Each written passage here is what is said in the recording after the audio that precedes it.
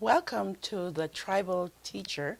Today we're talking about life skills, and in this area, we're looking at 10 life skills with stories to help yourself, to help you, the parent, and your adolescent children to make the right decisions in life. In this series, we are helping. Why? We want to help others to move forward. What we're doing is we are talking to you to give you some type of skills that you can use to create conversation with your loved ones, with your children, parents, and with yourself, among yourselves, so that you can start to create conversation. I have seen the scars, I've seen the tears, I've seen the bruises of young people over my lifetime with the experience that I have. I've seen too many things that could have been helped with conversation. Now, you know there are four kinds of conversations that we'll have. Today we will do stories. I will introduce 10 different stories. I'll give you the key word. I'll tell you what is happening. But the four different kinds of conversations that we have in life, we are talking because of four reasons. So these conversation skills, creating conversation, we are supporting what we say with facts, so with proof, DVDs, extracurricular activities to support what our position is. We are also talking to youngsters and to yourself. When you're by yourself, you have self-talk. With the youngsters, you have conversation, which you will begin to talk, and you will hear what they're saying as far as their opposition to you, or also what they want to share as to the reality of their fears. What are they afraid of? What are their bruises? What are their skills that they've had?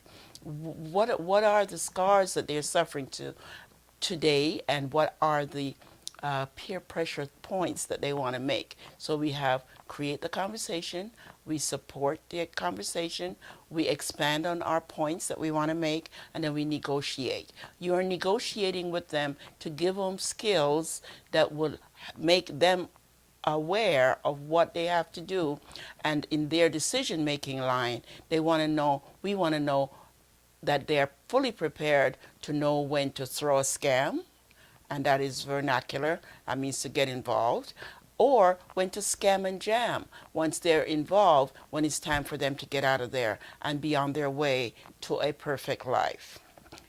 So today we're talking about this story. This is a short story, so you have something to go on. We have other outcomes, and we also have other strategies that could have happened. So this little young lady, she is 13, she will be 14, and she comes from a very religious family. We'll call her Anait. Anait lives in a very upper class family. Cultural background is the same as her company and her conversation. She has a 25-year-old boyfriend. He's not really a boyfriend per se, but a friend of the family who has taken a liking to Anait, and his name is Hovig. Hovig is a nice young man. He works. He's got good family. He comes from the same culture and the same religious background as Anait. So he has become quite familiar with her by coming over to the house, making sure the family knows him, making sure Anait sees him, and actually wearing down her reserves for him. He got close to her. He fondles her. He kisses her, all in jive, all in jest. But guess what? His goal is to become more serious with her. She's 13, and she loves the attention of a 25-year-old Hovig. Hovig is handsome. He knows what he's doing. His family loves him, and her family loves him. So she's familiar with him. One day she was at home by herself. Hovig knocked the door. Of course, she knows him. She lets him in, but he did not have good intentions. She got into a relationship with him. This is throwing a scam where she got hot and heavy with a heavy petting, kissing, fondling, which he had done with her before. This time, though, he went too far, and she did not know when to put him out, nor could she have fought him off because he was a bigger body frame than she was. So Anait was raped that day. She was penetrated and she did become pregnant. She didn't know though, and in her family, the cultural guidelines in that family is they never talk about sex. So she did not know what to do. She did not know how to fight him off because she did not have any experience before this event, and she spent the rest of the day, once he realized what he had done, she spent the rest of the day crying quietly to herself. She could not have told her mom or her dad, and they were both in the home, but because she did not know how to talk about sex with them. And in that culture where Anaita and Hovig lives every day, they do not discuss sex with their young people. Here she is 13, just starting puberty with all of the mood swings and all the complications as her body is stabilizing itself into young womanhood. So here's what happened. She got raped. She did not know it was rape. She know that he penetrated. She knows she was not happy with it. She could not have fought him off. Before she turned 14, remember she was 13 when all of this happened, before her next birthday, Anait would become a teenage pregnant young lady, and in that culture that's frowned on. So now let's talk about some other outcomes. Could she have not let him in? Do you think that's a possibility? Could she have fought him off? Remember, he's a bigger frame person than she is. Could she have hollered for help and aroused the neighbor's suspicion so somebody from the neighborhood would have come to help her? Could she have asked him to leave once it got too hot in the throwing a scam game, and it is a game?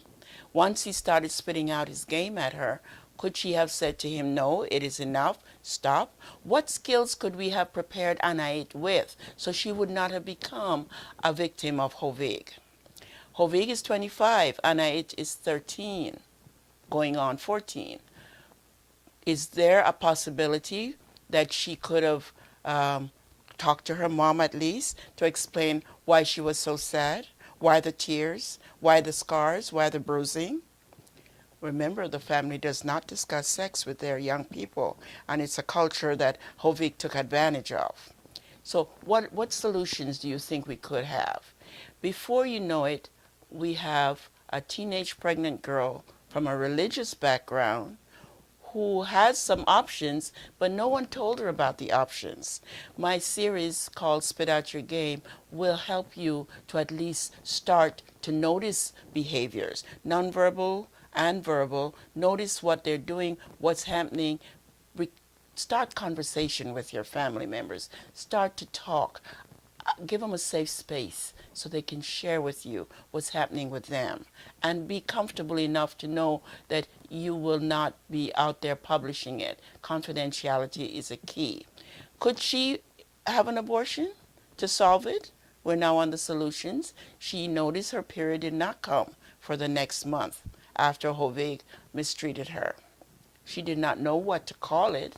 She had not had any prior experience. She was a virgin girl at 13, barely 7th grade in her school life. What is it that we could have done? Could she file statutory rape? He is 25. She's going to be 14. So is statutory rape a good option for her? What alternative outcomes could she have done to prevent this from happening to her? What advice could you give her? The family is religious, so the abortion is not in question. She cannot do an abortion. One, her parents do not think that she was raped, nor do they know, because the family does not discuss sex. It's part of something that's not talked about in her culture. Hovig knows that. Anait knows that. And could she have gone to the police and reported him as having penetrated her without her permission and called it statutory rape? Will they lock him up? Or once she confides in a parent, a mom or a dad, could they get to Hovig's family and convince him to marry her with their permission to keep the shame out of the family? Or could she then find that once she has confided with her parents, knowing that they're very religious in their way of life, Will her parents look at her differently? Will they put her out? Can she possibly lose their respect and lose their confidence in her? And then could she then be asked to leave the home and end up in a group home of other pregnant girls? What is going to happen to Anait?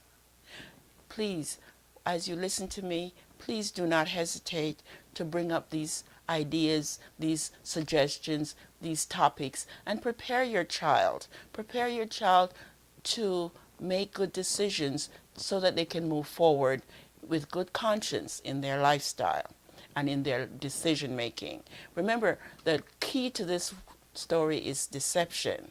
The key is also to families that do not talk to their young people, their adolescent, no matter what age, about sexual character, sexual behavior, what it is that they should be doing inside their religion and outside in the social arena for them to be able to cope when their child is alone.